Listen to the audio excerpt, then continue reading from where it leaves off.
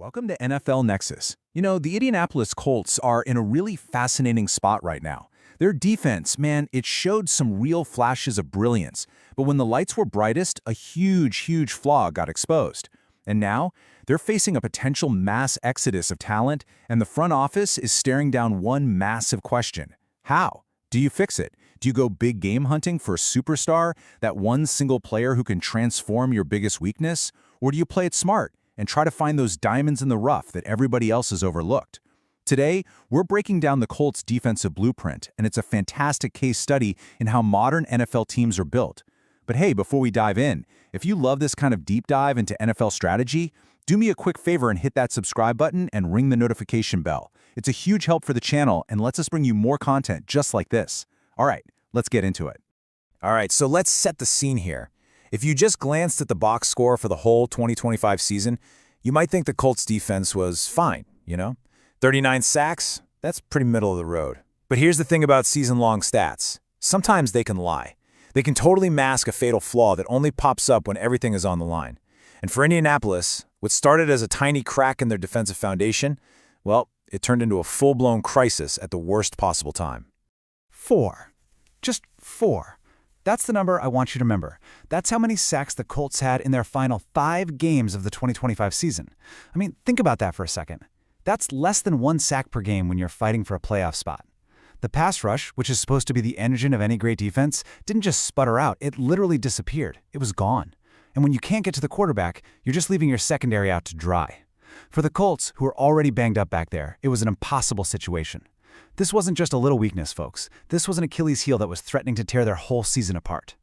And if you think that's bad, oh, it gets worse. A lot worse. See, the problem isn't just that the pass rush played poorly, it's that the pass rush might be about to leave town altogether. We're talking about 3 key guys on that defensive line: Kwity Paye, Samson Ebukam, and Tyquan Lewis. All of them are about to become free agents. And there is a very real chance the Colts don't bring any of them back. So you've got a unit that already ghosted you down the stretch, and now you could lose the main guys from that unit?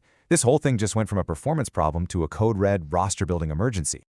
So that leads us to the million-dollar question for the Colts front office, right? Your biggest weakness is about to get even weaker. What's the play? Do you just try to slap some bandages on it with a few mid-level guys, hope you get lucky in the draft? Or do you do something big? Well, it looks like the Colts are actually exploring 2 totally different paths here, almost polar opposites. And looking at them side by side, it's like a masterclass in how you build a team in today's NFL. Okay, so path number 1. This is what I like to call the big game hunting approach. This is where you decide you're not messing around. You identify the one guy who can single-handedly turn your biggest weakness into your biggest strength. It's high risk, sure, but it's also incredibly high reward. You're going all in. And for the Colts, that target, he has a name. And that name is Trey Hendrickson. I mean, just look at these numbers. They are absolutely ridiculous. This isn't some flash-in-the-pan, one-year wonder. Trey Hendrickson is a certified, bona fide sack machine. Get this, 17.5 sacks in 2023, and then what does he do in 2024? He does it again, another 17.5 sacks. That kind of consistency is just unheard of. In 3 of his 4 years playing for defensive coordinator Lou Anarumo in Cincy, he had at least 14 sacks. For Colts fans, listen, that's a level of production you haven't seen since the glory days of Robert Mathis and Dwight Freeney. This isn't just an upgrade. It's like going from a pickup truck to a rocket ship. He's the guy that keeps offensive coordinators up at night. And here's the kicker. This isn't just some random fantasy football move like, oh, let's just go get the best guy available. No. This is a calculated, strategic move. And it's all about familiarity. The Colts' current defensive coordinator? Lou Anarumo, the same guy who turned Hendrickson into a superstar in Cincinnati. And their new D-line coach? Marion Hobby, who coached Hendrickson during that exact same dominant run. So you've got the architect of the system and the position coach who knows him inside and out. This isn't just a reunion. It's like they're trying to rebuild the exact environment where he became an all-pro. It's brilliant. And this all boils down to one critical concept: scheme familiarity. And trust me, this matters a lot. Because think about it, when you're about to write a check for $1 gazillion to a player, what's your biggest fear? It's that he won't fit your system, right? That there's going to be this long, painful learning curve. Well, with Hendrickson, that risk is, poof, basically gone. He doesn't need to learn a new playbook. He already knows Anarumo's defense like the back of his hand. He can walk in on day 1 and just go. That makes that massive price tag a whole lot easier to stomach. And look, this isn't just me talking or some fan theory on Reddit. This is coming straight from the people who are plugged in. NFL insider Cameron Wolfe has flat out connected the dots here, saying that if Hendrickson hits the market, we need to keep an eye on the Indianapolis Colts. He calls them a team that wants to be aggressive, and he points to their big trade for Sauce Gardner as proof. He specifically highlights those Anarumo and Hobby connections as the reason why. So yeah, the interest is very real, the logic is totally sound, and it really feels like the Colts are getting ready to make a huge aggressive play here if they get the chance. Of course, that kind of aggression, it doesn't come cheap. Not even close. You want to land an elite, game-wrecking talent like this? You better be ready to open up the checkbook in a big way. The top pass rushers in this league are getting paid massively. So an annual salary somewhere north of $35 million for Hendrickson?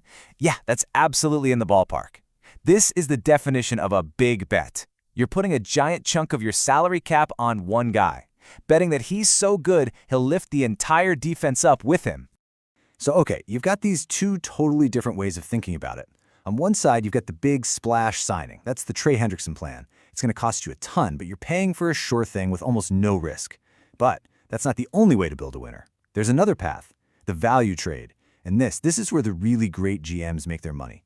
It's about finding those guys that other teams have given up on, getting them for pennies on the dollar, and squeezing out crucial production. And believe me, the Colts have a perfect example of this strategy paying off big time. So yeah, let's switch gears and talk about that second path.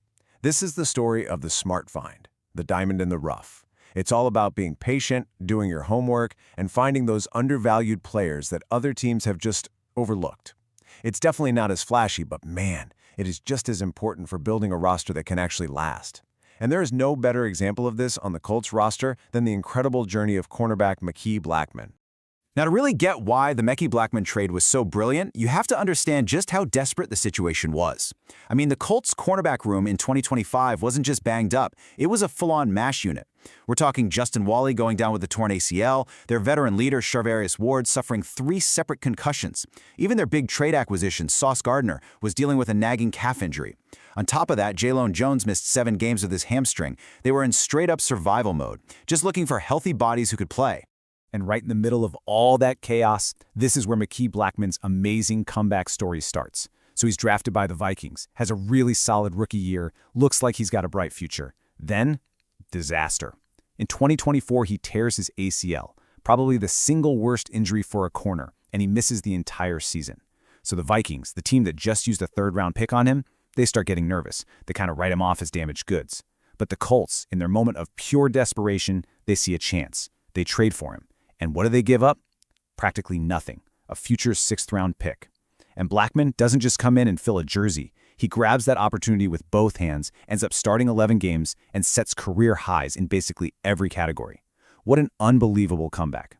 I mean, just look at the return on investment here. It is absolutely insane. The Vikings spent a top 102 pick on this guy and got 3 starts and 41 tackles out of him. The Colts, they gave up a pick you'd probably use on a long snapper, a 6th-rounder, and they got 11 starts and 64 tackles. He went from being a rotational guy to a key starter, and it cost them almost nothing. This is the absolute definition of finding value. Now, was he a superstar lockdown corner? No, but he was solid, reliable, and he gave them stability when they had absolutely none. It was just a masterful piece of low-risk, high-reward roster building. So what's the big takeaway when we look at these two stories side by side? We've got the super aggressive, super expensive chase for a superstar like Trey Hendrickson, and then we've got the patient, low-cost reclamation project with Mekhi Blackmon. The most important thing to understand here is that you can't build a truly great, championship-level team with just one of those strategies.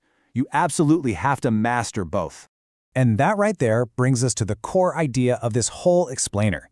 The debate in front offices isn't should we get superstars or should we find value guys. That's the wrong question. The teams that really get it, the ones that win consistently, they know the formula is superstars and value finds. You need both. They have to work together. One is about building the ceiling of your team, and the other is about building the floor. Think of it like this. These are the 2 essential pillars of modern team building.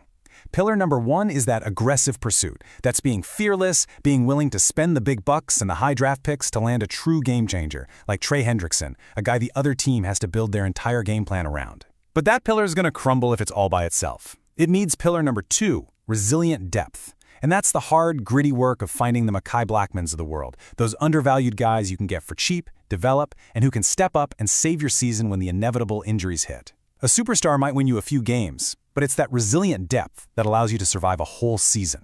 And so that leaves us with one final big question that I want to pose to all of you. Looking at this Colts team right now, and the blueprint we just talked about, what do you think they need more of to finally get over the hump and get back to a Super Bowl? Do they need to push all their chips in and land another massive superstar? Or is the real key finding, 3 or 4 more smart, cheap, undervalued guys like Mekhi Blackmon to build up that depth and make the whole roster stronger? It's a really tough question, and there's no easy answer. So I really want to know what you think. Drop your answer in the comments below. Let me know if you're on Team Big Bet or Team Smart Find.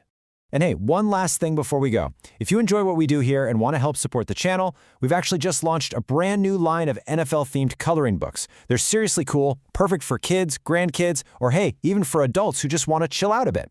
You can check them out using the QR code on your screen or just by clicking the link down in the description. Thank you so much for hanging out and watching this NFL Nexus Explainer. We'll catch you on the next one.